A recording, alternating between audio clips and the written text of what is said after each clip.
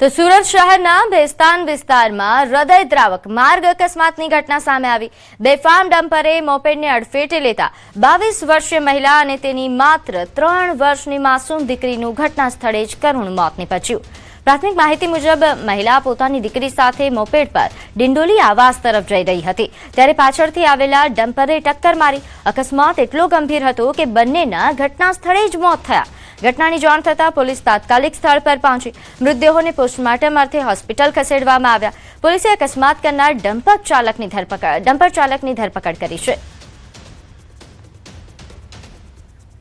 તો ડમ્પર ચાલકની હાલ અટકાયત કરી લેવામાં આવી છે અને વધુ તપાસ પણ શરૂ કરાઈ છે। નોંધ્ય છે કે આ ઘટના બાદ હાલ અરેરાટી વ્યાપી છે, કારણ કે માતા દીકરીનું એક સાથે મોત થતા પરિવાર શોકમગ્ન થયો છે। વિસ્તારમાં આ ગમખ્વાર માર્ગ અકસ્માતનો બનાવ બન્યો હતો। જો કે ઘટનાની જાણ થતાં જ તાત્કાલિક પોલીસ દ્વારા કાર્યવાહી શરૂ કરવામાં આવી હતી અને અકસ્માત કરનાર ડમ્પર ચાલક કે જેની ધરપકડ કરી લેવામાં આવી છે અને વધુ કાયદેસરની કાર્યવાહી હાથ ધરાઈ છે। નોંધ્ય છે કે ઘટના દરમિયાનના જે દ્રશ્યો છે તે પણ સામે આવ્યા છે। વધુ વિગત સાથે મારી સાથે સંવાદદાતા કીર્તેશ જોડાયા છે। કીર્તેશ, જે આ અકસ્માત બન્યો, ગંભીર અકસ્માત, શું કાર્યવાહી થઈ રહી છે, આગળ શું અપડેટ?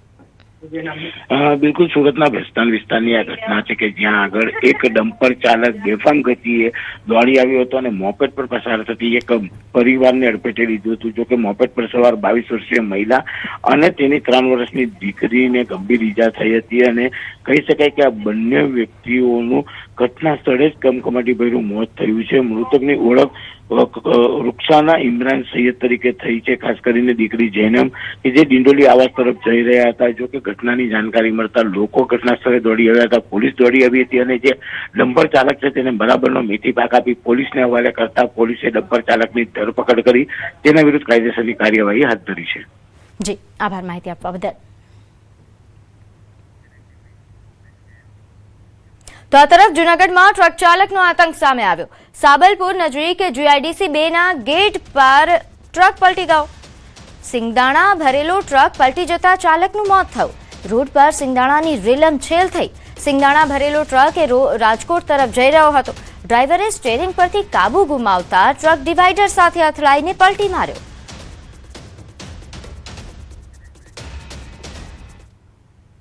તો રાજકોટમાં સગીરે અકસ્માત સર્જ્યો। કવાડવા રોડ પર રોહિદાસપરા પાસેની ઘટના કે જ્યાં અકસ્માતમાં 4 વર્ષીય જીયાંશીનું મોત થયું। સગીરે મેદાનમાં રમતી 2 બાળકીઓને અડફેટે લીધી હતી, જેમાં 16 વર્ષીય સગીરે મેદાનમાં કાર ચલાવી રહ્યો હતો તે દરમિયાનની આ ઘટના છે। બંને બાળકીઓ ઇજાગ્રસ્ત થઈ, જ્યાં જીયાંશીને હોસ્પિટલ ખસેડાતા તેને મૃત જાહેર કરવામાં આવી હતી।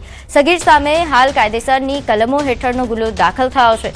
રાજકોટ શહેરના કુવાડવા રોડ વિસ્તાર પાસે આવેલા ચામુંડા સોસાયટીના મેદાનમાં રમી રહેલી 2 માસૂમ બાળકી પર એક કિશોરે ચલાવેલી કાર કે જેના કારણે આ મોત થયું, જેમાં 4 વર્ષીય બાળકીનું કરુણ મોત નીપજ્યું છે, જ્યારે બીજી બાળકી ઇજાગ્રસ્ત થઈ હતી। કાર ચાલક સગીરે કાર પરનો કાબુ ગુમાવતા વાહન સીધું રમી રહેલી બંને બાળકી સાથે અથડાયું હતું। મૃતક બાળકીના પિતા એ ફરિયાદ નોંધાવી છે અને આરોપ મૂક્યો છે કે કાર ચાલકે ગફલત ભરી અને બેદરકારીપૂર્વક કાર ચલાવી અકસ્માત સર્જ્યો, જેના કારણે પુત્રીનું મોત થયું। પોલીસે ફરિયાદના આધારે ગુનો નોંધી અકસ્માતના તમામ સંજોગોની તપાસ હાથ ધરી છે।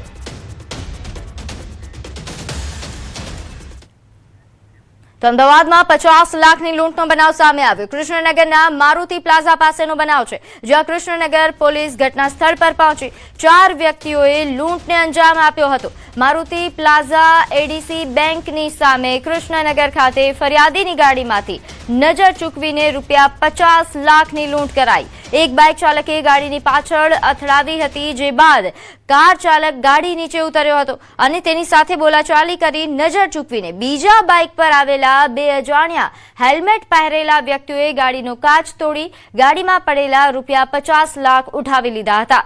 આ બનાવ ધોળા દિવસે બનતા ચકચાર મચી।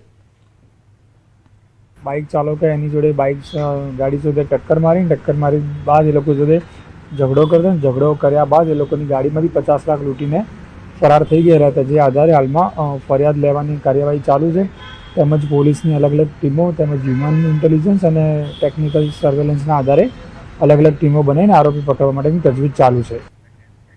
આગળ વાત કરીએ રાજકોટમાં ડિમોલેશન ખર્ચમાં બીજો વિવાદ સામે આવ્યો. હવે વિડીયોગ્રાફી કરવા પાછળ લાખોનો ખર્ચના બિલની ચર્ચાઓ થઈ રહી છે.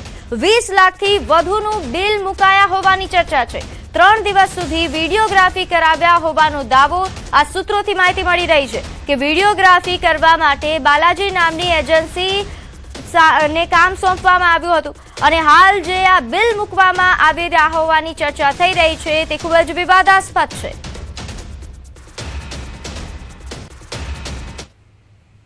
નોંધે છે કે રાજકોટના જંગલેશ્વર વિસ્તારમાં ડિમોલેશન પાછળ કરોડોનો ખર્ચ. જંગલેશ્વર વિસ્તારમાં રહેતા લોકોએ ખર્ચને લઈને સવાલ ઉઠાવ્યા. ડિમોલેશન પર થયેલા ખર્ચના બિલ જોઈને સ્થાનિકોને નવાઈ લાગી. બિલને લઈને સ્થાનિકોએ પોતાના મંતવ્યો જણાવ્યા. સ્થાનિકોએ કહ્યું કે ડિમોલેશનના ખર્ચના નામે અધિકારીઓએ ફક્ત ખાધું નથી પરંતુ જમી પણ ગયા છે. કોરોના સમય દરમિયાન અમે પણ લોકોને 45 દિવસ સુધી 2 થી 3 હજાર લોકોને જમાડ્યું, પરંતુ અમારો ખર્ચ એ માત્ર 7,45,000 આસપાસ હતો અને મનપાએ ડિમોલેશન દરમિયાન 3 દિવસ જમાડ્યા છે, છતાં પણ તેમનું બિલ એ વધુ છે. આ નવાઈ પમાડે તેવી વાત છે. વળી કેટલીક સેવાકીય સંસ્થાઓ તરફથી સુવિધાઓ પૂરી પાડવામાં આવી હતી, પરંતુ ડિમોલેશન પાછળ થયેલા ખર્ચના બિલના આંકડા એ અચરજ પમાડે તેવા છે. રોજ નવું આવે છે. 27 લાખનું જમણવાર, પછી આ 12 લાખનું પાણી, 6 લાખના મંડપના ખર્ચા. તો અમે ચકરી ખાઈ ગયા છે, કેમ કે આ જ્યારે આ ડિમોલેશનનો ટાઈમ હાલતો હતો ને ત્યારે અઢળક સેવાભાવી સંસ્થાઓ સેવા માટે આપવા માટે આવી હતી. તો હું આપણે બિલ જોઉં તો ચકરી ખાઈ જાઉં કે પાણીના 12 લાખ રૂપિયાના બિલ થાય અને ઓલા લોકો જમાડે એના બિલ નથી થતા. વિનુભાઈ દવાએ લગભગ કાલની બાઇટમાં બહુ સારી બાઇટ આપી કે ભાઈ હું ચકરી ખાઈ ગયો કે આવડા બિલ હોય. આ 27 લાખ રૂપિયા જો પેલા કહી દીધું હોત તો આ અમે જમાડી દેત બધાને, કોઈ પૈસા નહોત જોતા, તો સરકારી તિજોરીમાં પડ્યા રહેતો, સારા કામમાં તો ઉપયોગ થાત. આ અધિકારીઓ કઈ ખાધું નથી, આ સીધું જમી ગયા. ખાવાને બદલે જમવાનું ચાલુ કરી દીધું. અમે પણ કોરોના કાળ વખતે અહીંથી 2,000-3,000 માણસોને પર ડે 44 દિવસ જમેડા. 44 દિવસ હું એના બિલ જોતા હોય તો હું રજૂ કરી હતી. અરવલ્લીના મોડાસા ખાતે ઝડપાયેલા ICDS વિભાગના પૌષ્ટિક આહારના જથ્થા મામલે નવા ખુલાસા સામે આવ્યા છે. પ્રાથમિક તપાસમાં જથ્થો એ મહીસાગરના ખાનપુરમાંથી લાવવામાં આવ્યા હોવાનું સામે આવ્યું, જ્યારે ઇન્ચાર્જ અધિકારી અને વિતરણકર્તા એજન્સીના નિવેદનોમાં વિરોધાભાસ જોવા મળી રહ્યો છે. એજન્સીનો દાવો છે કે જથ્થો વિતરણ માટે મોકલવામાં આવ્યો હતો, જ્યારે સંબંધિત અધિકારીએ જથ્થો તેમના જિલ્લાનો ન હોવાનું જણાવ્યું.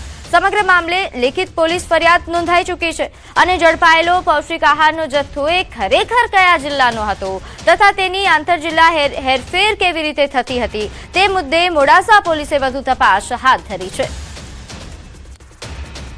ગાડી આવી જાય ને એટલે સાહેબ અમારે અઠવાડિયામાં વિતરણ ચાલુ કરી દેવું પડે, પણ ઓલરેડી મહીસાગરમાં 15 દાડા કામ લેટ ચાલે છે. તો તમે ત્યાં બોલાવ્યો તો અથવા તો તમે એટલે ભાઈની છોકરીની તબિયત બગડી ને એટલે નીકળી ગયો મને પૂછ્યા વગર. હવે અડધે આવ્યો એટલે ગાડી પણ ત્યાં સૂની ભરેલી મેલાય નહીં. ત્યાં ગાડી મેલું તો ચોરી જવા માલ ભય રહે, એટલા માટે મેં એને કીધું મોડાસા મેલ દે, હું સવારે વહેલા આવી વિતરણમાં જતો રહીશ ને હું જાતે જ વિતરણ કરું. તેમાં કોઈ એવી વિસંગતતા માલુમ પડેલ નથી અને એ જથ્થો અમને અમારા ડિસ્ટ્રીબ્યુટર તરફથી મળેલ જ નથી, એટલે આમાં અમારે કંઈ કરવાનું થતું નથી. કોન્ટ્રાક્ટર હોય છે એ OTPના માધ્યમથી જે તે આંગણવાડી કેન્દ્ર પર આંગણવાડી કાર્યકરનો સંપર્ક કરી અને OTP આપ્યા પછી એ જે તે બેગ ત્યાં ડિલિવર